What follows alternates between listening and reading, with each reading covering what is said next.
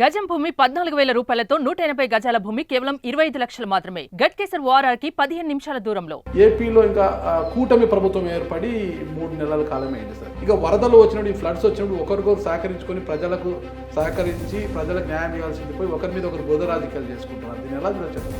ఇది మంచి సాంప్రదాయం కాదు. గ్రామాలు మునిగిపోయి చాలా మంది నిరాశ్రయులైనారు.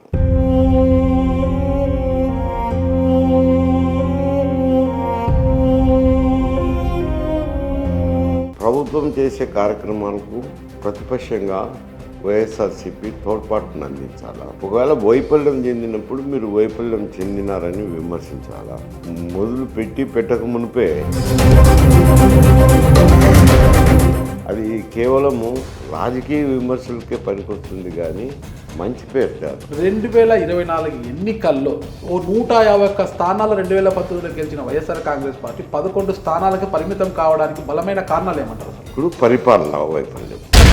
సంక్షేమ కార్యక్రమాలు అమలు చేస్తే కనుక నాకు ఓట్లు వస్తాయి, ఆ ఓట్లతో నేను గెలిచిపోతాను అని అనుకుంటున్నాను. గతంలో చంద్రబాబు నాయుడు గారు కూడా ఒక మారు 1 కోటి వరాలని ఇచ్చారు, ఆ ఎన్నికల్లో ఓడిపోయారు. ఇప్పుడు ఈయన కూడా నవరత్నాలు అని చెప్పి 9 స్కీములు అమలు చేసినారు. కానీ తుదకు రిజల్ట్ చూస్తే అది చంద్రబాబు నాయుడుకు అనుకూలంగా వేసిన ఓటు కాదు, జగన్మోహన్ రెడ్డిని ఓడించాలనే కసితో వేసిన ఓటుగానే కనపడుతుంది. రాయలసీమ ప్రజలు ఎందుకు డిజైన్ చేసుకున్నారు? అసలు రాయలసీమకి ఏం చేసినారని ఆయన సరే, ఈరోజు జగన్మోహన్ రెడ్డి గారు నాకు ప్రతిపక్ష హోదా కావాలి అని అసెంబ్లీలో కోరారు, తర్వాత కోర్టుకు కూడా వెళ్ళారు. వాళ్ళకు వచ్చిన శాసనసభ్యుల సంఖ్యను బట్టి ప్రతిపక్ష హోదా ఇస్తారు. కానీ వైసీపీ నాయకులు ఏమంటున్నారు? ఓటు శాతం చూసండి 40% మాకు వచ్చింది అంటే ఆ 40% మంది వాయిస్ మేము వినిపించడానికి మాకు ప్రతిపక్ష హోదా కావాలి అంటున్నారు. పార్లమెంటరీ సాంప్రదాయాల పట్ల జ్ఞానం లేకపోవడము, అది చదువునోడు అజ్ఞానులు మాట్లాడమా. Welcome to Suman TV. నేను మీ నాగరాజ్ బైర్శెట్టిని. ఏపీలో జరుగుతున్న బురద రాజకీయాలపై మనతో మాట్లాడడానికి మాజీ మంత్రివర్యులు సీనియర్ రాజకీయ నాయకులు మైసూర్ రెడ్డి గారు మనతో ఉన్నారు. అయితే ప్రస్తుతం ఈ ప్రోగ్రాం మనకు స్పాన్సర్ చేస్తుంది ఎకో తేజాస్. ఎలక్ట్రికల్ వాహనాల రంగంలోనే ఏపీ తెలంగాణ రాష్ట్రంలో తనదైన ముద్ర వేసుకున్న కంపెనీ. వాహనాల తయారీలోనే కాదు, ద్విచక్ర వాహనాలు అండ్ 3 చక్రాల వాహనాల తయారీలో కూడా ఇది చాలా అగ్రగామిగా నిలుస్తుంది. ఒక్కసారి ఛార్జ్ చేస్తే చాలు 100 కిలోమీటర్లు పైగా ప్రయాణించే ఈ వాహనాలను కొనుగోలు చేసి అందరూ ఆనందించండి. సార్ నమస్తే. ఏపీలో ఇంకా కూటమి ప్రభుత్వం ఏర్పడి 3 నెలల కాలమే అయింది సార్. అయితే ఈ బురద రాజకీయాలు ఇంకా ఎక్కువ అయిపోయి సార్. ఒకరికొకరు అంటే వాళ్ళు ఉన్నప్పుడు వీరి మీద కేసులు పెట్టడం, వీరున్నప్పుడు వీరి మీద కేసులు పెట్టడము. ఇక వరదలు వచ్చినప్పుడు, ఈ ఫ్లడ్స్ వచ్చినప్పుడు ఒకరికొకరు సహకరించుకొని ప్రజలకు సహకరించి ప్రజలకు న్యాయం చేయాల్సింది పోయి ఒకరి మీద ఒకరు బురద రాజకీయాలు చేసుకుంటున్నారు. దీన్ని ఎలా చూడొచ్చు అంటారు సార్? ఇది మంచి సాంప్రదాయం కాదు సార్. ఎందుకంటే ప్రకృతి వైపరీత్యం సార్. వరదలు అయితే వచ్చి గ్రామాలు మునిగిపోయి చాలామంది నిరాశ్రయులైనారు. నిరాశ్రయులైనప్పుడు వారి నిరాశ్రయులను ఆదుకోవాల్సిన అవసరం ఎంతైనా ఉంది. నిరాశ్రయులను ఆదుకోవాల్సింది ప్రభుత్వము. ప్రభుత్వం చేసే కార్యక్రమాలకు ప్రతిపక్షంగా వైఎస్ఆర్సీపీ తోడ్పాటును అందించాలా. ఒకవేళ వైఫల్యం చెందినప్పుడు మీరు వైఫల్యం చెందినారని విమర్శించాలా. అది మొదలు పెట్టక మునిపే సహాయ కార్యక్రమాలను ఈ బురద రాజకీయం తీసుకున్నారు. మీరు అన్నీ బురద రాజకీయం, అది కేవలము రాజకీయ విమర్శలకే పనికొస్తుంది కానీ మంచి పేరు కాదు. ప్రకృతి వైపరీత్యం అనేది ఏ ప్రభుత్వము ఆపలేదు. వచ్చిన తర్వాత తీసుకుపోయే కార్యక్రమాల గురించి మాట్లాడాల్సింది వస్తుంది. కార్యక్రమాలు మొదలుపెట్టకుండా మాట్లాడడం అంటే కనుక కేవలం రాజకీయ దృక్పథంతో మాట్లాడినట్టే అవుతుంది. అది మంచి సాంప్రదాయం కాదు. 2024 ఎన్నికల్లో ఒక పార్టీకి అంటే ప్రతిపక్ష హోదా కూడా లేకుండా ఉండే పరిస్థితి వచ్చేసింది. 151 స్థానాలు 2019లో గెలిచిన వైఎస్ఆర్ కాంగ్రెస్ పార్టీ 11 స్థానాలకు పరిమితం కావడానికి బలమైన కారణాలు ఏమంటారు అసలు? ఇప్పుడు పరిపాలన వైఫల్యం. ఆయన ఏమనుకున్నారు అని అంటే సంక్షేమ కార్యక్రమాలు అమలు చేస్తే కనుక నాకు ఓట్లు వస్తాయి, ఆ ఓట్లతో నేను గెలిచిపోతాను అని అనుకున్నారు. కానీ సంక్షేమ కార్యక్రమాలే ఒకటే కాదు కావాల్సింది, ప్రజలు చూసేది అభివృద్ధి కార్యక్రమాలు కూడా చూస్తారు. పరిపాలన ఎలా ఉంది అనేది ఆ విషయం కూడా చూస్తారు. వాటిని పట్టించుకోకుండా కేవలం సంక్షేమ కార్యక్రమాలు అమలు చేసి నేను అమలు చేసినాను నాకు ఓట్లు వస్తాయని అనుకున్నారు. ఇప్పుడు ఏమవుతుంది ఏంటంటే సంక్షేమ కార్యక్రమాల్లో 2 రకాల అభిప్రాయాలు ఉన్నాయి. నేను కొంచెం అనలైజ్ చేసి చూస్తే గతంలో చంద్రబాబు నాయుడు గారు కూడా ఒక మారు 1 కోటి వరాలని ఇచ్చారు. అంటే 1 కోటి కుటుంబాలకు ఏదో ఒక రకమైన సహాయం చేశారు. సైకిల్లో, ఇస్త్రీపెట్టెలో అన్నీ ఇచ్చారు. ఇచ్చినా ఆయన ఆ ఎన్నికల్లో ఓడిపోయారు. మళ్ళా తర్వాత జరిగిన ఎన్నికల్లో ఆయన ముఖ్యమంత్రిగా ఉన్నప్పుడు పసుపు కుంకుమ అని ప్రజలకు ఇచ్చారు. 2014 ఎన్నికల తర్వాత 2019 ఎన్నికల ముందు ఇచ్చారు పసుపు కుంకుమ అని. కానీ ఆ ఎన్నికల్లో కూడా ఓడిపోయినారు. ఇప్పుడు ఈయన కూడా నవరత్నాలు అని చెప్పి 9 స్కీములు అమలు చేసినారు. కానీ తుదకు రిజల్ట్ చూస్తే ప్రతిపక్ష హోదా కూడా రాకుండా ఓడిపోయినాడు. కేవలం పరిపాలన పట్ల చూసి వేసినారు. ఈ ఓటు కూడా పరిశీలించి చూస్తే అది చంద్రబాబు నాయుడుకు అనుకూలంగా వేసిన ఓటు కాదు, జగన్మోహన్ రెడ్డిని ఓడించాలనే కసితో వేసిన ఓట్లుగానే కనపడుతుంది. అంటే ఆయన్ని ఓడించాలనేది ఒక ధ్యేయంగా పెట్టుకున్నారు. ఎందుకంటే ప్రజలకు అందుబాటులో లేకుండా ఉండడము, ప్రజల గురించి పట్టించుకోకపోవడము, ప్రజలతో మాట్లాడకపోవడము. ఆయన సంక్షేమ కార్యక్రమాలే అని అనుకున్నాడు. సంక్షేమ కార్యక్రమాలు అంటే ప్రజలు ఎట్లా చూస్తున్నారు అని అంటే ఏం వారి డబ్బు ఇస్తున్నారా, వారి పాకెట్లో నుంచి ఏమన్నా ఇస్తున్నారా, మా డబ్బు మాకే కదా ఇస్తున్నారు అని అంటున్నారు. ఇంతకు మునుపు గతంలో అయితే ఈయనక కమర్షియల్ ట్యాక్సెస్ అని ఉండేది. అవి ఎవరికి తెలిసేది కాదు. అది ప్రభుత్వం వేస్తుందా కమర్షియల్ ట్యాక్సెస్ అనేది తెలిసేది కాదు. ప్రైజ్లోనే ఇమిడి వచ్చేది.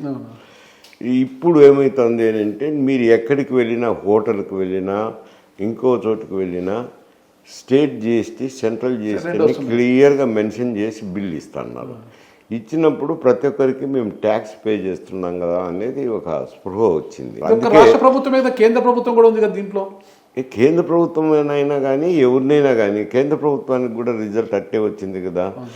వాళ్ళు 400 సీట్లని జనాన్ని ఊదరగొట్టారు. కేంద్రంలో మాకు 400 సీట్లు వస్తాయి మా బీజేపీ.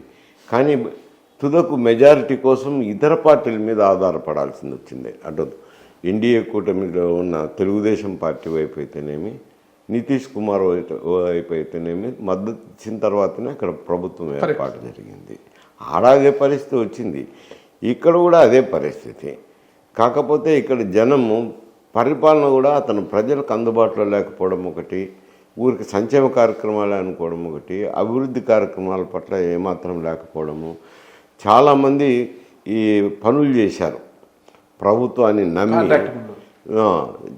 బిల్డింగ్లు అయితేనేమి, రోడ్లు అయితేనేమి చాలా పనులు చేసినారు. వాళ్ళకెవరికి బిల్లులు కూడా రాలేదు, అప్పులు చేసి నానా ఇబ్బందులు పడినారు.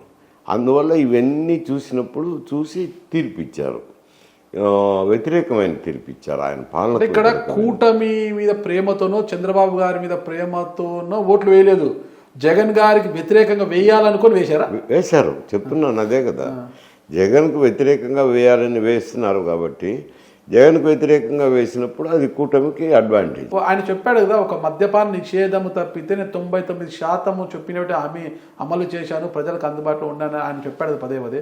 అంత కసి ఎందుకు వచ్చింది ప్రజల్లో అంటారు? ముఖ్యమంత్రి కూడా ఎప్పుడు ప్రజలను కలిసిన దాఖలాలు లేవు. ఆయన ఏదైనా టూర్లు వెళ్ళినా టూర్లలో కర్టన్స్ కట్టి ఆయన కనపడకుండా సెక్యూరిటీ పర్పస్ కోసం అని చెప్పి జనానికి అవుపించకుండా తీసుకుపోయినారు. అదైతేనేమి మళ్ళీ తర్వాత ఎప్పుడైనా కానీ ఎక్కడైనా కానీ జనంతో కలిసిమెలిసి కలివిడిగా కలవలేకపోవడం ఒకటి. ఈ పరిపాలనలో ఒంటెత్తు పోకల్లో పోవడము, ఏది వైఎస్ఆర్సీపీ వాళ్ళు చెప్పినట్లే జరగడము, పోలీసు యంత్రాంగం వైఎస్ఆర్సీపీకి అనుకూలంగా పనిచేయడం అయితేనేమి, రెవెన్యూ యంత్రాంగం అయితేనేమి, మొత్తము ప్రభుత్వ యంత్రాంగాలన్నీ కూడా వారి ఎమ్మెల్యేలు చెప్పినట్టు, నాయకులు చెప్పినట్టు జరగడము, ప్రజలకు అందుబాటులో లేకుండా పోవడంతో ప్రజల్లో వ్యతిరేకత వచ్చింది. ఆ వ్యతిరేకమైన తీర్పు అవుతుంది. అంటే మీలాంటి సీనియర్లేమో జగన్మోహన్ రెడ్డి గారు కేవలం సంక్షేమం మీద ఆధారపడ్డారు, పరిపాలన సరిగ్గా చేయలేదు, అడ్మినిస్ట్రేషన్ అనేది చాలా ఫెయిల్యూర్ అని మీరు అంటున్నారు. కానీ జగన్ గారి వల్ల ఓడిపోయింది కాదు ఇది. ఇక్కడ టార్గెట్ అంతా సజ్జల రామకృష్ణారెడ్డి గారు, ధనుంజయ రెడ్డి గారు అని వీళ్ళు పార్టీలో కొంతమంది ఎమ్మెల్యేలు మాట్లాడుతున్నారు. ఏది కరెక్ట్ అంటారు? ఇప్పుడు నీ ఒక సలహా చెప్తావు, నేను బుద్ధి బుట్టి ఆచరించుతాను, లేకపోతే లేదు. నీ సలహా వల్ల ఓడిపోయినానని చెప్పడం అంతకంటే దౌర్భాగ్య పరిస్థితి ఉండదు. ఏదైనా నాయకుని మీద ఆధారపడే ఓటింగ్ ఉంటుంది. కానీ అందులో ఎస్పెషల్లీ ప్రస్తుత రాజకీయాల్లో రీజనల్ పార్టీస్ అవార్ నడుస్తుంది. ఏ రాష్ట్రానికి వెళ్ళినా ఏదో ఒక రీజనల్ పార్టీ ఉంది. రీజనల్ పార్టీ అనేతలకి ముఖ్యమంత్రి ఉంటాడు, ఇంకా మిగతా క్యాబినెట్ అనేది నామకే వస్తుంది. సర్వము ముఖ్యమంత్రి ఆఫీసు నుంచే నడుస్తాయి. ఒక 5 మంది 6 మంది సెక్రటరీలు వేసుకుంటున్నారు. ఆ సెక్రటరీలు ఏమి ఇన్స్ట్రక్షన్స్ ఇస్తారో అవే సెక్రటరీలు అయినా కానీ కలెక్టరేట్లు అయినా ఫాలో అవుతుంటారు. ఇంకా వేరే వాళ్ళకి ఇక్కడ వాళ్ళు అడ్వైజర్స్గా విన్నారనుకోండి, సజ్జల రామకృష్ణారెడ్డి కానీ, ధనుంజయ రెడ్డి కానీ, ఇంకొకరు కానీ అడ్వైజర్స్ వాళ్ళు ఏదో కొన్ని సలహాలు చెప్తారు. ఆ సలహాలు పాటించవచ్చు, పాటించకపోవచ్చు. అది నాయకుని మీద ఆధారపడి ఉంటుంది. అడ్వైజర్సే నడిపినారు ప్రభుత్వం అనే దానికి లేదు, ఆ సలహాల వల్లనే ఓడిపోయినారు అనే దానికి లేదు. అది ఒక నెపము, ఒక ఆరోపణ మాత్రమే. కానీ ఎప్పుడైనా కానీ పరిపాలన అనేది ముఖ్యమంత్రిని చూసే నడుస్తుంది ఏంట. ఓకే, జగన్మోహన్ రెడ్డి గారు ఎన్నికల ముందు కూడా చాలా కాన్ఫిడెంట్గా మాట్లాడారు. క్యాండిడేట్లతో పని లేదు, నా బొమ్మను చూసి ప్రజలు ఓట్లు వేస్తారని అంత కాన్ఫిడెంట్గా చెప్పారు కదా. మరి ఆయన బొమ్మను చూసినా కూడా ప్రజలు ఓట్లు వేయలేదు. ఆయన అనుకోండొచ్చు, ప్రజల్లో ఏముంది అనేది అంచనా వేయలేకపోవడం, అది అంచనా వైఫల్యం అంటారు. వైఫల్యంతో ఆయన మేకపోతు గాంభీర్యం, నేను గెలుస్తున్నాను, నా బొమ్మ చూసి ఓట్లేస్తారు అని చెప్పి ఏదో చెప్పుకున్నారు. కానీ తుదకేమైంది? ఆయన బొమ్మను చూసినారు, ఆయన్ను చూసినారు, ఆయన పరిపాలన చూసినారు. ఓటింగ్ ప్యాటర్న్ వచ్చేసరికి అందరూ వ్యతిరేకంగా ఓట్లేసినారు. రాయలసీమలో ఒక పార్టీ అంటే వైఎస్ఆర్ కాంగ్రెస్ పార్టీకి మంచి పట్టున్న ప్రాంతం రాయలసీమ అంటారు అనమాట. రెడ్డి సమాజం ఆధిపత్యం ఉన్న ఏరియా కాబట్టి మాకు చాలా ఆధిపత్యం ఉంటుందని. కానీ ఇక్కడ ప్రజలు ఎంతగా డిసోన్ చేసుకున్నారంటే కారణము రెడ్డి సామాజిక వర్గం అనేది పూర్తిగా ఆయనకే చేసింది అనేది లేదు. ఎందుకంటే గ్రామంలో ఉంటే 2 వర్గాలుగా ఉంటారు. ఒక వర్గం తెలుగుదేశానికి చేసిండొచ్చు, ఒక వర్గం వైఎస్ఆర్సీపీకి చేసిండొచ్చు. అందువల్ల అందరూ మొత్తం అంతా గొంపగుత్తగా ఏకంగా ఓట్లు వేసినారనేది. రెడ్డి వర్గం అనేది ఒక 8% ఉండొచ్చు, 10% ఉండొచ్చు రాయలసీమలో. మిగతా కులాలు కూడా ఉన్నాయి కదా, వాళ్ళందరూ కూడా ఓట్లు వేయాలి కదా. రాయలసీమ ప్రజలు ఎందుకు డిజోన్ చేసుకున్నారు? అసలు రాయలసీమకి ఏం చేసినారని ఆయన రాయలసీమ ప్రజలు డిజోన్ చేయడానికి కానీ పెట్టడానికి. అప్పుడు వచ్చిన ఎలక్షన్లలో కూడా అన్ని ప్రాంతాల్లో, గోదావరి జిల్లాలో రిజల్ట్ ఎట్టు వచ్చినాయో, నెల్లూరు జిల్లాలో రిజల్ట్ ఎట్టు వచ్చినాయో, శ్రీకాకుళం విజయనగరంలో రిజల్ట్ ఏ విధంగా వచ్చినాయో, రాయలసీమలో కూడా అదే విధంగా వచ్చినాయి రిజల్ట్. అప్పుడు చంద్రబాబు నాయుడుకి వ్యతిరేకంగా ఈయనకు ఓట్లు వేశారు. ఎందుకంటే నన్ను ఒక మారు చూడండి అని ఆయన పాదయాత్రలు చేయడం అయితేనేమి, బస్ యాత్రలు చేయడం అయితేనేమి, తిరగడం అయితేనేమి, ప్రజలకు నేను వస్తే మీకు సుపరిపాలన అందిస్తారని చెప్పినారు, నమ్మినారు. చూద్దాం, ఈయన్ని ఒక మారు చూద్దామని ఓట్లు వేసి గెలిపించినారు. కానీ తుదకొచ్చేసరికి ఏం జరగలేదనేది వచ్చింది. అది ఓకే, మొత్తం మీద జగన్మోహన్ రెడ్డి గారి యొక్క అడ్మినిస్ట్రేషన్ వైఫల్యం వల్లే ఓటమికి బలమైన కారణాలు అంటారు. ఇది జగన్ వల్ల, జగన్ వల్ల అంతే. జగన్ బొమ్మ కూడా పనిచేయలేదు. కాదు, ఎందుకు అని అన్నానంటే ఈ రీజనల్ పార్టీస్ వచ్చినాక మొత్తం అంతా సీఎం కన్సర్న్లలోనే జరుగుతుంది. సీఎం ఏం ఆదేశాలు ఇస్తారో దాన్ని బట్టే ప్రభుత్వం నడుస్తుంది. కాబట్టి గెలుపైనా ఓటమైనా అన్నిటికీ కారణం సీఎంఏ అవుతుంది. అంటే ఆయన జగన్మోహన్ రెడ్డి గారు అనుకోవచ్చు. సార్, మీరు చాలా సీనియర్ నాయకుడు, కడప జిల్లా వాసిగా సార్. మీరు గతం నుంచి మనము తీసుకుంటే రాజశేఖర రెడ్డి గారు ఉన్నప్పుడు, మీరంతా ఉన్నప్పుడు ఒక్కొక్క సందర్భంలో టీడీపీ పైచేయి సాధించిన, ఎక్కువ సందర్భాల్లో కాంగ్రెస్ పార్టీ పైచేయి సాధించింది కడప జిల్లా వరకు, ఉమ్మడి కడప జిల్లా వరకు.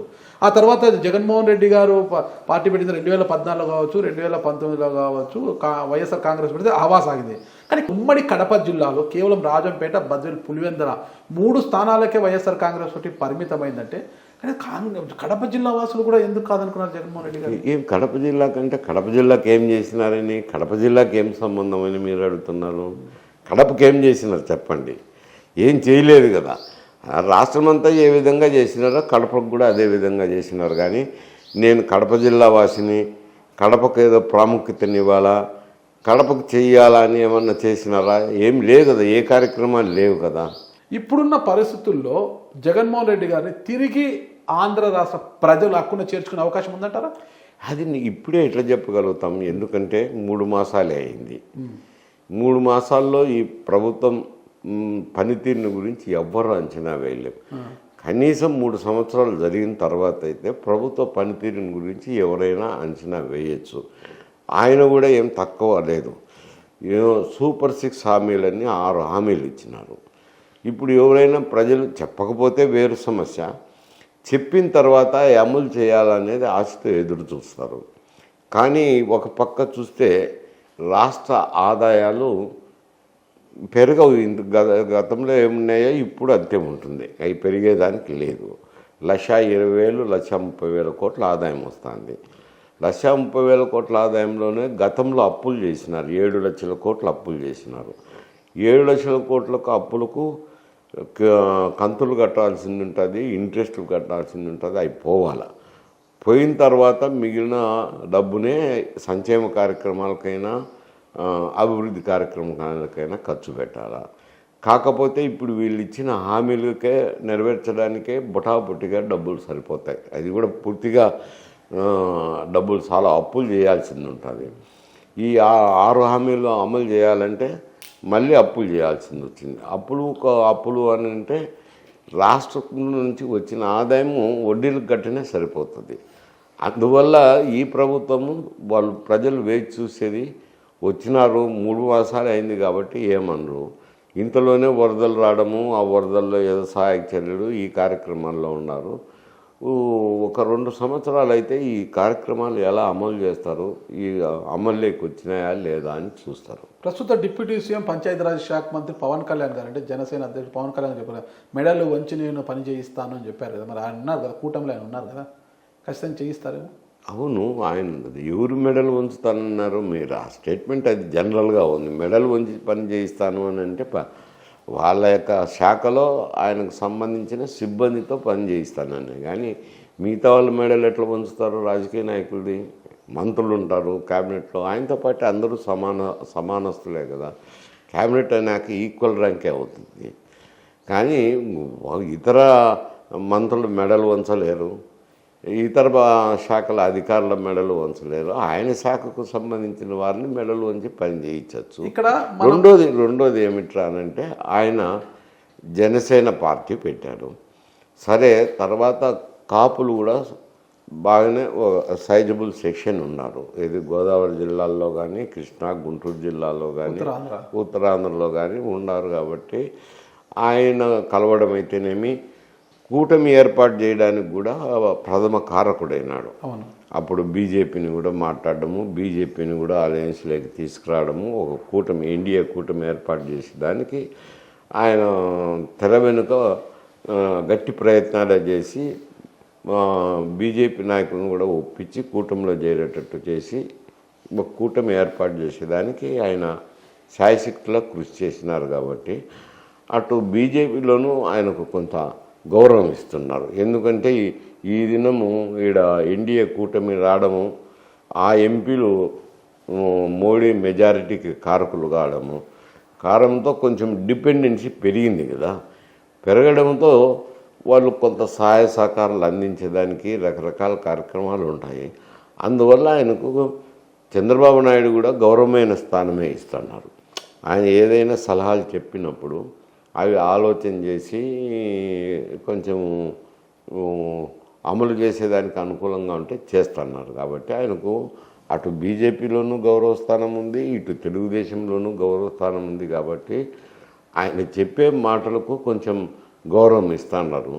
అందువల్ల ఆయన పట్ల చూడొచ్చు, గౌరవం ఇవ్వచ్చు. కానీ ఆయన మెడలు వంచి పని చేయిస్తాననేది వాళ్ళ డిపార్ట్మెంట్కు శాఖకు సంబంధించింది, ఇతరుల శాఖల గురించి. మీరు ఒక మాట అన్నారు సార్, 6 గ్యారెంటీస్ అమలు చేయాల, ప్రభుత్వమే అప్పుల విలువ ఉంది, డబ్బు కూడా చాలా తక్కువ, ఆర్థికంగా చాలా ఇబ్బందులు ఉంది.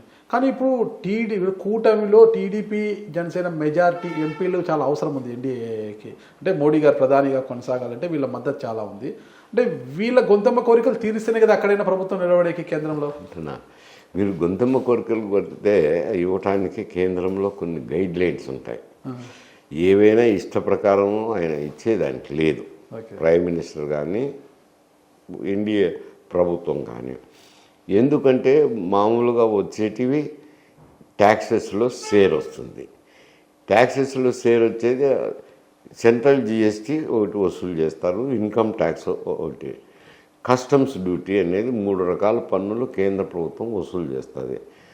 మొత్తం దేశం మొత్తం మీద ఆ పన్నుల మీద వచ్చిన ఆదాయం ఉంటుంది కదా, ఆ ఆదాయంలో 41%, అదే ఇప్పుడు తెలంగాణలో ముఖ్యమంత్రి రేవంత్ రెడ్డి గారు 50%కు పెంచాలంటున్నారు. గతంలో 39% ఉండే, దాన్ని మోడీ అధికారంలోకి వచ్చిన తర్వాత 41%. వాళ్ళకు వచ్చిన ఆదాయంలో 41% నిధులను పక్కకు తీస్తారు. తీసిన తర్వాత 41% నిధులను కమిషన్ ఉంది, ఫైనాన్స్ కమిషన్ అని.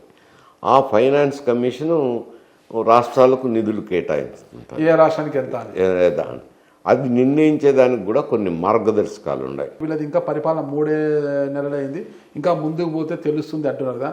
ఒకవేళ 6 గ్యారెంటీస్ కావచ్చు, ఇతర అంశాలు కూటమి ప్రభుత్వం అమలు చేయలేదు. ఇక్కడ జగన్మోహన్ రెడ్డి గారిని చూశారు, ఇతను పరిపాలనా పరంగా వైఫల్యం చెందాడు, జగన్మోహన్ రెడ్డి గారు వద్దు అనుకున్నారు.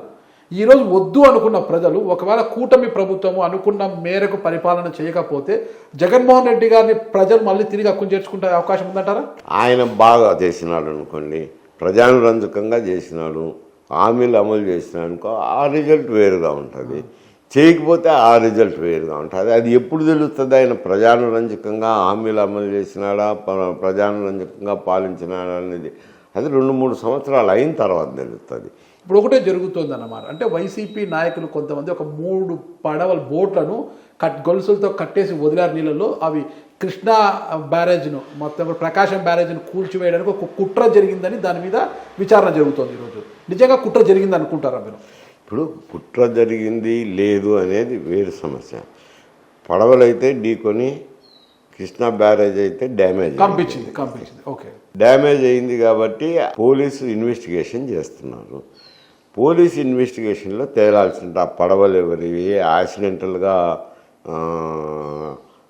గుద్దుకున్నాయా లేక అదే పనిగా గుద్దినారా అనేది పోలీస్ ఇన్వెస్టిగేషన్లో తేలాలా. ఇన్వెస్టిగేషన్లో ఉంది కాబట్టి తర్వాత ఈ లోపల ఏమవుతుంది, ఈ పడవలు వచ్చి వైఎస్ఆర్సీపీ వాళ్ళని తెలుగుదేశం వారి అని వైఎస్ఆర్సీపీ వాళ్ళు ఒకరి మీద ఒకరు ఆరోపణలు చేసుకుంటున్నారు. కానీ అది ఉండంగా పోలీస్ ఇన్వెస్టిగేషన్లో తప్పకుండా ఎవరి పడవలు అవి యాక్సిడెంటల్గా జరిగిందా లేక కుట్రపూరితంగా చేసినారా అనేది అది ఇన్వెస్టిగేషన్లో తేలాల్సిన సమస్య. సార్, ఈరోజు జగన్మోహన్ రెడ్డి గారు నాకు ప్రతిపక్ష హోదా కావాలని అసెంబ్లీలో కోరారు, తర్వాత కోర్టుకు కూడా వెళ్ళారు. అంటే ప్రతిపక్ష హోదా అడగడానికి శాసనసభలో మనకున్న రాష్ట్రంలో ఉన్న సంఖ్యాపరంగా, శాసనసభ్యుల సంఖ్యాపరంగా మనం ప్రతిపక్ష హోదా నిర్ణయిస్తామా, లేదంటే వీళ్ళకు రాష్ట్రంలో వచ్చిన ఓటు శాతం ప్రకారం మనం ప్రతిపక్ష హోదా నిర్ణయిస్తామా? ఓటు శాతం ప్రకారము దేశంలో ఎక్కడా ప్రతిపక్ష హోదా నిర్ణయించే సాంప్రదాయం లేదు. ఏ రాష్ట్రంలో అయినా, కేంద్రంలో పార్లమెంట్లో అయినా కానీ వాళ్ళకు వచ్చిన శాసనసభ్యుల సంఖ్యను బట్టి ప్రతిపక్ష హోదా ఇస్తారు. ప్రతిపక్ష హోదా కావాలంటే 1/10 ఆఫ్ ది హౌస్ సంఖ్య ఉండాలా. 1/10 అంటే ఇక్కడ దగ్గర 175 అంటే మనకు 17.5 అంటే 18 అనుకోండి, 18 స్థానాలు రావాలా. వస్తే కానీ నీకు ప్రతిపక్ష హోదా రాదు. కానీ వైసీపీ నాయకులు ఏమంటున్నారు, సభ్యుల సంఖ్యతో మాకు సంబంధం లేదు, రాష్ట్రంలో మాకు 40% ఓటు షేర్ వచ్చింది, ఓటు శాతం చూసి 40% మాకు వచ్చింది అంటే గిన ప్రజలు మా వైపు ఉన్నారు కాబట్టి ఆ 40% మంది వాయిస్ మేము వినిపించడానికి మాకు ప్రతిపక్ష హోదా కావాలి అంటున్నారు. అది పిడివాదం అంటారు, అజ్ఞానం అంటారు. పార్లమెంటరీ సాంప్రదాయాల పట్ల జ్ఞానం లేకపోవడము, మొండివాదన చేయడం తప్పనిచ్చి అంతకు మించి కోర్టుకు పోయినా రాదు, ఎక్కడికి పోయినా రాదు. 1/10 ఆఫ్ ది హౌస్ ఉండాలనేది అది ఒక సాంప్రదాయము. పార్లమెంటు శాసనసభలో పుట్టినప్పటి నుంచి అదే సంప్రదాయాన్ని పాటిస్తున్నారు. లాస్ట్ టైం కూడా కేంద్రంలో కూడా కాంగ్రెస్ పార్టీకి సరైన స్ట్రెంగ్త్ లేక ఇవ్వలేదు కదా. ఇప్పుడు 100 సీట్లు వచ్చినాయి కాబట్టి వాళ్ళకు 1/10 వచ్చింది కాబట్టి ఇప్పుడు రాహుల్ గాంధీకి ప్రతిపక్ష హోదా ఇచ్చినారు. అది ఎవరు ఒకరు ఇచ్చేది కాదు, స్పీకర్ గారు నిర్ణయం తీసుకుంటారు. 10% సీట్లు ఉంటేనే స్పీకర్ నిర్ణయం తీసుకుంటారు, లేకపోతే తీసుకునేదానికి లేదు. ఊరికి వాదన చేసేదానికి, పిడివాదన చేసేదానికి, ఏదో వాళ్ళ పత్రికలు పెట్టి రాసుకునేదానికి పనికి వచ్చేది, కానీ అది ఎక్కడ చెల్లదు. స్ట్రైట్ చెప్తాను సార్, వాళ్ళు వీళ్ళు కాదు. అంటే దాదాపు 30 సంవత్సరాలు వైఎస్ కుటుంబంతో డి అంటే పోరాటం చేసి 2024 ఎన్నికలకు ముందు వైఎస్ఆర్ కాంగ్రెస్ పార్టీ కండువా కప్పుకుని ఆ పార్టీ ప్రధాన కార్యదర్శిగా ఉన్న వేంపల్లి సతీష్ రెడ్డి గారే సింగారెడ్డి వెంకట సతీష్ కుమార్ రెడ్డి గారు ఈ డిమాండ్ చేస్తున్నారు ఈరోజు. ఆయన కౌన్సిల్లో డిప్యూటీ చైర్మన్గా పనిచేసినాడు, కానీ ఈ పార్టీలో ఉన్నాడు కాబట్టి పిడివాదం చేస్తున్నాడు. ఆయనకి తెలియదు 1/10 ఆఫ్ ది హౌస్ రావాలని. ఊరికే నాకు ఓట్లు వచ్చినాయి కావాలంటే ఇచ్చేవాడు ఎవడు ఉండడు అంట. పార్లమెంటరీ సాంప్రదాయం అనేది ఈ రోజు కాదు, ఎప్పుడో ఏర్పాటు చేసినారు. ఆ సాంప్రదాయాల ప్రకారం జరుగుతుంటుంది. ఓకే సార్, అంటే మొత్తం మీద జగన్మోహన్ రెడ్డి గారు కోర్టుకు వెళ్ళడము సబబు అంటారు ప్రతిపక్ష హోదా కోసం. కోర్టు ఆయన అజ్ఞానాన్ని ప్రదర్శించుతాను, ఇంకంతే చెప్తాను కదా. ఆయన అజ్ఞానానికి అది పరాకాష్ట అంటాను. ఇప్పుడుండే నాయకులు, మాట్లాడే నాయకులు కౌలు సర్దారంటే వాడేవాడని అడుగుతారు. పరిజ్ఞానం ఉన్నోడు ఎవ్వడు పార్లమెంటరీ సాంప్రదాయాల్లో కానీ, పార్లమెంటరీ పుస్తకాలు చదివినోడు కానీ, రూల్స్ ప్రొసీజర్స్ చదివినోళ్ళు కానీ ఎవ్వరు కూడా మాట్లాడరు. అది చదవనోడు, అజ్ఞానులు మాట్లాడే మాటలు. రాజశేఖర్ గారు లేరు, డిఎల్ రవీంద్రారెడ్డి గారు, మైసూరారెడ్డి గారు, వీరశివారెడ్డి గారు, మీ తర్వాత అనుకుంటా వరదరాజు రెడ్డి గారు వచ్చింది రాజకీయాలకు. వరదరాజు రెడ్డి గారు అందరూ సీనియర్లే కదా. రాజశేఖర్ రెడ్డి గారితో అందరికీ మంచి పరిచయాలు ఉన్నాయి. వీళ్ళందరిలో 2024 ఎన్నికలకు ముందు మాత్రమే వీరశివారెడ్డి గారు వైసీపీ కండువా కప్పుకున్నారు. మరి ఈ సీనియర్లు ఎవ్వరూ కూడా ఈరోజు వైఎస్ రాజశేఖర రెడ్డి కుమారుడు వైఎస్ జగన్మోహన్ రెడ్డి గారు వెంట లేకపోవడానికి కారణం ఏమనొచ్చు సార్? ఏమనొచ్చు, ఆయన పెట్టుకోలేదు, పోలేదు, అంతే. దానికి ఏముంది? మరి ఇంతమంది సీనియర్లలో మళ్ళా కూడా తొలితరం నాయకుల్లో వరదరాజు రెడ్డి గారికి మాత్రమే 8-10 వయసులో కూడా మళ్ళీ పోటీ చేసే అవకాశం వచ్చింది, గెలిచారు. ఆయన గెలుపుని ఎలా చూస్తారు సార్? ఆయన నిలబడాలనుకున్నా నిలబడినారు. ఇప్పుడు మీకు తెలియనిది ఒక విషయం ఉంది, చెప్పండి సార్. ప్రస్తుతము ఆంధ్రప్రదేశ్ రాజకీయాల్లో ఎవరైనా శాసనసభ్యుడు కావాలంటే దాదాపు 60 కోట్ల రూపాయలు ఖర్చు పెట్టారు. బాహటంగానే చెప్తాను కదా, ఆన్ రికార్డే చెప్తున్నాను. ఎందుకంటే ఓటుకు 2,000 రూపాయలు పంచినారు. 85% నియోజకవర్గాల్లో అటు తెలుగుదేశం వాళ్ళు 2,000 రూపాయలు పంచినారు, ఇటు వైఎస్ఆర్సీపీ వాళ్ళు 2,000 పంచినారు. అంటే 2,000 జనసేన బీజేపీ కూడా ఉన్నాయి సార్. 2,000 పంచడం అని అంటే 60 కోట్ల రూపాయలు అవుతుంది. 60 కోట్ల రూపాయలు దగ్గర ఖర్చు పెట్టాలా అని అంటే కొంత పార్టీలు సాయం చేసిండొచ్చు, 5-10 ఎంతో కొంత పార్టీలు సాయం చేసిండొచ్చు, మిగతాది అభ్యర్థులు పెట్టుకోవాలా. అంటే డబ్బులు ఉన్నవారు మాత్రమే అధికారంలోకి వచ్చినారు. పాత ట్రెడిషనల్ నాయకులు ఎవరు లేరు. ఎందుకు పోలేదంటే అంత డబ్బులు, అంత అవకాశం ఉంటేనే కదా పోతారు, లేదంటే ఎవరు కూడా పోరు, ఆ పక్కకే పోరు. ఎందుకు అంత డబ్బులు ఖర్చు పెట్టడం ఎందుకు, వృధా ప్రయాస ఎందుకు లేని చాలామంది సాధించుకున్నారు. అంటే పాత తరం నాయకులు వరదరాజు రెడ్డి గారు వెళ్ళారు కదా. ఆయన ప్రొవిజన్ ఆయనకు ఉన్నాయి, ఏదో పోయినారు, పార్టీ సాయం చేసింది, కొంత చందాలు వచ్చినాయి, రకరకాలుగా ఏదో ఆయనకు వనరు చేకూరే నిలబడినాడు. ఆ వనరు చేకూరుతాదంటేనే ఆయనకు టికెట్ ఇస్తున్నారు. ఎవరు కూడా, ఏ పార్టీ కూడా 30 కానీ 40 కోట్లు కానీ పెట్టుకుంటానంటేనే టికెట్ గురించి ఆలోచన చేసినారు, కానీ డబ్బుల గురించి ఆలోచన చేయకుండా ఎవ్వరూ టికెట్లు వేయలేదు అంట. ఓటుకు నోటు ఇచ్చి ఓట్లు వేయించుకునే పరిస్థితి ఈరోజు వచ్చిందంటే దీనికి శ్రీకారం చుట్టింది ఎవరంటారు సార్? అసలు ఓటు నోటు కేసు అనేది దీనికి కారణం ఎవరంటే ఇద్దరు, చంద్రబాబు నాయుడు, జగన్మోహన్ రెడ్డి, ఇద్దరు కారణమే అని చెప్తాను అంట. మరి ఈ సంస్కృతికి మనం చరమగీతం పాడాలి అంటే ఏం చేయాలి సార్? అది జనమే పాడాలా? ఎవరన్నా చెప్తే ఎట్టు వస్తుంది? నాయకులు డబ్బులు పంచకుండా ఓట్లు వేయించుకోలేరా? ఎట్ట కాదు, వాళ్ళు తీసుకుంటున్నారు, జనం మేము డబ్బు తీసుకోము అని అంటే అప్పుడు ఆ సంస్కృతి. నాయకులు మేము ఇవ్వము, మీరు ఓట్లు వేస్తే వేయండి లేకపోతే లేదని కఠినంగా ఎవరంటారు? ఎవరు నిలబడినాక గెలిచాలనే పోతారు, గెలిచాలని పోయినాక డబ్బులుండేలే పోతున్నారు. మేము రాజకీయాలే చేస్తాము, డబ్బులు ఇవ్వము అని ఎవరు పోవడం లేదు కదా. అది ఉండాది, నేను డబ్బు పెట్టగలుగుతాను, నాకు ఇంత ఆర్థిక స్తోమత ఉంటేనే ఉంటుందంటేనే ఎన్నికలకు పోతున్నారు. మనకు 2024 ఎన్నికలకు ముందు కావచ్చు, ఎన్నికల సందర్భంలో మొత్తం కూడా కడప జిల్లాలో సగానికి సగము వైఎస్ వివేకానంద రెడ్డి మర్డర్ చుట్టే తిరిగింది సార్, హత్య చుట్టే తిరిగింది. ఎలా చూడొచ్చు సార్ దాన్ని? అసలు ఎలక్షన్ కారణాలు వేరు, ఎలక్షన్ కథ. ఇక్కడ ఏ విధంగా రిజల్ట్ వచ్చినాయో కడపలో కూడా అదే విధంగా రిజల్ట్ వచ్చింది. అంతేగాని వివేకానంద రెడ్డి చుట్టూ ఏం తిరగలేదు అంట. పులివెందల్లో 2019లో జగన్మోహన్ రెడ్డి 91,000 మెజార్టీ వస్తే 2024కి 60,000 పడిపోయింది, 30,000 మెజార్టీ పడిపోయింది. ఈ గ్రాఫ్ ఇలా పడింది కదా సార్, కారణం ఏమంటారు? సొంత నియోజకవర్గం ఇక్కడ షర్మిలా గారు ఎంపీగా పోటీ చేసినారు, తర్వాత బీటెక్ రవి ఎమ్మెల్యేగా పోటీ చేసినారు. ఆయన కూడా బాగా తిరిగినారు. షర్మిల కూడా పులివెందుల్లోనే తిరిగింది. సరే అక్కడ క్రాస్ ఓటింగ్ జరగదు కదా, ఆమెకు ఓట్లు వేయాలని వేసినప్పుడు ఇక్కడ బీటెక్ రవికి కూడా వేసినారు, అందువల్ల మెజారిటీ తగ్గిపోయింది. అసలు కడప జిల్లాలో టీడీపీ వైసీపీ బలం ఉండొచ్చు, కమలం గుర్తు గెలవడం అనేది అంటే ఆదినారాయణ రెడ్డి గారు మంచి నాయకుడే సార్, ఆ ప్రాంతానికి నాయకుడే, కానీ కమలం గుర్తు మీద ప్రజలు ఓట్లు వేశారంటే అప్పుడు దేనికి సంకేతం సార్ ఇది? ఇప్పుడు అంటే ఆయన అలయన్స్లో నిలబడినాడు. ఇప్పుడు గుర్తు బీజేపీ కమలం గుర్తు గుర్తుంది.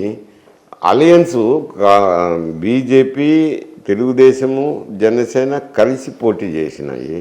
పోటీ చేసినప్పుడు ఆయనకు ఒక బీజేపీ పార్టీ టికెట్ ఇచ్చింది కాబట్టి కమలం గుర్తుంది. కాకపోతే అక్కడ మైనారిటీ సోదరులు ఉన్నారు, ముద్దనూళ్ళు అయితేనేమి, ఎర్రగుంటలు అయితేనేమి, జమ్మలమడుగులు అయితేనేమి. దానికి తోడు క్రిస్టియన్స్ కూడా మంచిగా సైజబుల్ పాపులేషన్ ఉండినా ఓట్లు వేసినారు. అంటే అది జనరల్గా పోయినారు, ఆ గుర్తును చూడలేదు, జనరల్గా పోయినారు. అది వివేకానంద రెడ్డి ఎవరు చంపారు, ఎందుకోసం చంపారని మనకు అవసరం సార్, అది కోర్టు చూసుకుంటుంది, చట్టం పరిధిలో ఉంది. కానీ ఆయన హత్యను ఎలా చూడొచ్చు అంటే పాపం వివేకానంద అది మర్డర్ చేయడం అనేది తప్పే. ఎందుకంటే ఆయన ఎప్పుడు ఎవరితోనూ కొట్లాడేవాడు కాదు, ఇన్వాల్వ్ అయ్యేవాడు కాదు. అది ఎవరు చేసినారు, ఏం చేసినారు, ఎందుకు జరిగింది అనేది పోలీస్ ఇన్వెస్టిగేషన్లో తేలాల్సిందే. అది సిబిఐ వాళ్ళు ఇన్వెస్టిగేషన్ చేస్తారా, తుదకేదో తేలుస్తారండి. కానీ ఆయన చేయాల్సినంతటి వ్యక్తి కాదు అంటాను. ఓకే సార్, ఫైనల్గా ఒకటే సార్, ఈ రోజుకి ఉమ్మడి రాష్ట్రంలో హోంమంత్రి అంటే ప్రతి ఒక్కరికి టక్కని గుర్తుకొచ్చేది ఎంవి మైసూరారెడ్డి గారు. ఆయన తర్వాత కొంచెం మాట్లాడే కొంతమంది పేర్లు అలా గుర్తుకొస్తాయి సార్. 2004లో కొంత అనుకున్న, 2004 తర్వాత తీసుకుంటే హోంమంత్రులు అంటే హోముకే పరిమితమయ్యేలా అయిపోయింది పరిస్థితి. అసలు ఆ పదవి అలంకార ప్రాయమైపోయింది, ఎలాంటి పవర్స్ ఉండట్లేదు అనేది అయితే బయట విమర్శలు బాగున్నాయి సార్. ఎందుకు ఈ పరిస్థితి వచ్చిందంటే సార్, అంటే హోంమంత్రి నేనున్నప్పుడు కూడా నేను హోంమంత్రే సార్, కాకపోతే జిఏడి అనేది ముఖ్యమంత్రి గారి దగ్గర ఉంటుంది. జిఏడి వచ్చి ఐపీఎస్ ట్రాన్స్ఫర్లు, ఐఏఎస్ ట్రాన్స్ఫర్లు అన్నీ కూడా జిఏడి చూసుకుంటారు. జిఏడి ముఖ్యమంత్రి దగ్గర ఉంటుంది కాబట్టి ఆయన ఐఏఎస్లను, ఐపీఎస్లను అందరినీ ట్రాన్స్ఫర్ చేస్తారు. కాబట్టి హోంమంత్రి దగ్గర ట్రాన్స్ఫర్ చేసేటి ఏవేవి ఉండవు.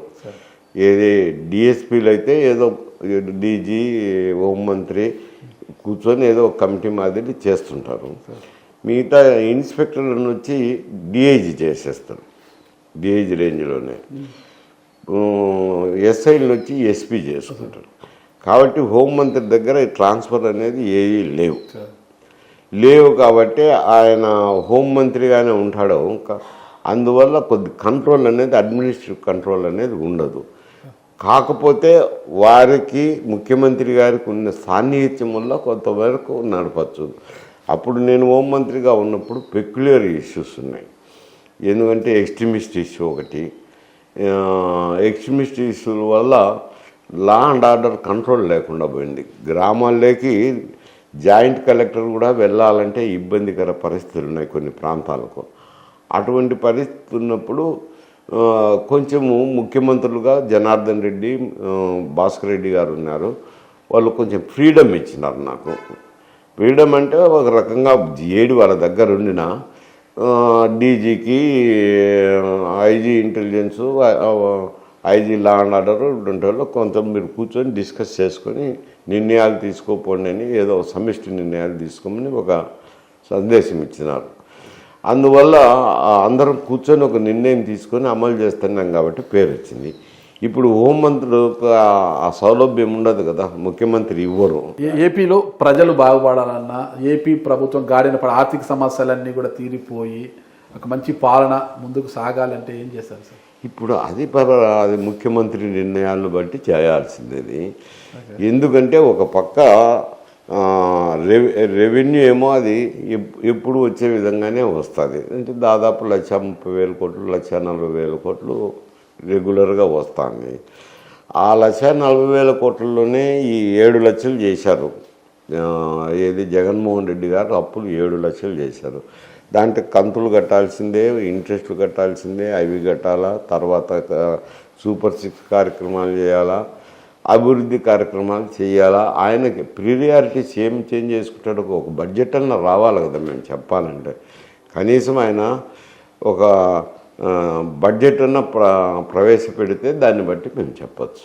సార్ ఫైనల్గా సార్ హైదరాబాద్లో ప్రవేశపెట్టిన హైడ్రా మీద మీ కామెంట్ ఏంటి సార్? హైడ్రా అనేది తప్పు అని ఎవరు అనలేం కదా. ఎందుకు అని అంటే ఇక్కడ చాలా గొలుసుకట్టు చెరువులు ఎక్కువ. ఈ చెరువు నుంచి ఆ చెరువుకి ఒకదానికొకటి ఇంటర్ కనెక్టెడ్ చెరువులు ఉన్నాయి. ఇవి నాలాలు ఆక్యుపై చేసిన దానివల్ల నీళ్లు సరిగా ఫ్లో కాకపోయి అవి అడ్డాలు పడి దానివల్ల ఏమవుతుందంటే ముంపు ఏర్పడుతుంది. చాలా కాలనీలోకి నీళ్లు రావడము, వరదలు రావడము ఇవన్నీ జరుగుతున్నాయి. అవి తొలగించి నాలాలను మళ్ళీ క్లియర్ చేయాలనే ఉద్దేశంతో సదుద్దేశంతో పెట్టినారు. ఆక్రమణలన్నీ ఏ అయితే FTL జోన్లోనూ ఉండేటివన్నీ కూలగొడుతున్నారు. కూలగొట్టడం మంచిదే అంటారు ఎవరైనా, చెడ్డది ఎవరైనా. ఇదే పరిస్థితి ఏపీలో కూడా అమలు చేయాలని చూసిన హైడ్రాను అమలు చేయాలనే ఆలోచన ఉందంట. ఎలా ఉంటుందంట సార్? ఇప్పుడు హైడ్రా అనేది ఇక్కడ పరిస్థితులు వేరు. ఇక్కడ ఎందుకంటే నిజాం పరిపాలన ఉన్నది, బ్రిటిష్ పరిపాలన లేదు. నిజాం పరిపాలన ఉన్నప్పుడు రెవెన్యూ రికార్డు సక్రమంగా లేవు. అందువల్ల ఇటువంటి ఆక్రమణలు అవి ఇవి యథేచ్ఛగా జరుగుతాయి. ఇక్కడ పాత రికార్డు సరిగా ఉండదు కాబట్టి అక్కడ పోయేతడికి ప్రతిదీ రెవెన్యూ సిస్టంలో డెవలప్ చేసిండారు. ప్రతి సర్వే నెంబరు మ్యాప్ ఉంది, ఎంత ఎక్స్టెంట్ ఉండేది ఉంది. సర్వే నెంబర్ను మార్చాలంటే కొద్ది కష్టాలు. అలా రెవెన్యూ సిస్టమ్ బ్రిటిషర్స్ ఉన్నారు కాబట్టి ఒక రెవెన్యూ సిస్టమ్ డెవలప్ చేసినారు కాబట్టి అక్కడ ఇది లేదు. రెండోది మీరు చెప్పే హైడ్రా అవి పెద్ద పట్టణాలు ఉన్న చోట జరగాల. పెద్ద పట్టణాలు ఏమి లేవు కదా, వైజాగ్ ఒకటి, విజయవాడ ఒకటి ఉన్నది. ఏదో తిరుపతి అంటే ఇంకా అంత పెద్ద పట్టణం అనే దానికి లేదు. ఇక అటువంటి గొలుసుకట్టు చెరువులు ఉండాలా, ఇవన్నీ ఉండాలా, ఆక్రమణలు ఉండాలా. ఉన్నప్పుడు తొలగించేదానికి హైడ్రా పెడితే ఆడైనా మేలే, మంచిది అంటారు. ఏపీలో కావచ్చు, కేంద్రంలో కావచ్చు, కాంగ్రెస్కి మళ్ళా పూర్వం వచ్చే అవకాశం ఉందంటారు. ఇక్కడ కాంగ్రెస్ పార్టీ ఆంధ్రలో పరిస్థితి వేరు, దేశంలో ఉండే పరిస్థితి వేరు. ఇప్పుడైతే 100 సీట్లు ఉన్నాయి, ప్రతిపక్ష హోదా ఉంది. అది బీజేపీకి కూడా ఎన్డీఏ కూటమికి కూడా సీట్లు తగ్గినాయి కాబట్టి కొంచెం జోరు తగ్గింది. ఇంకా 4 సంవత్సరాలు ఉంది కాబట్టి కొద్ది కాలం తర్వాత కరెక్ట్గా చెప్పగలము అంటారు. Thank you sir. ఫైనల్గా కిరణ్ కుమార్ రెడ్డి గారి త్వరలో బీజేపీ ఏపీ రాష్ట్ర అధ్యక్షుడిగా బాధ్యతలు చేపట్టబోతున్నారట. సీనియర్లందరినీ కూడా ఆహ్వానం పలుకుతున్నారట తనకు సహకరించామని.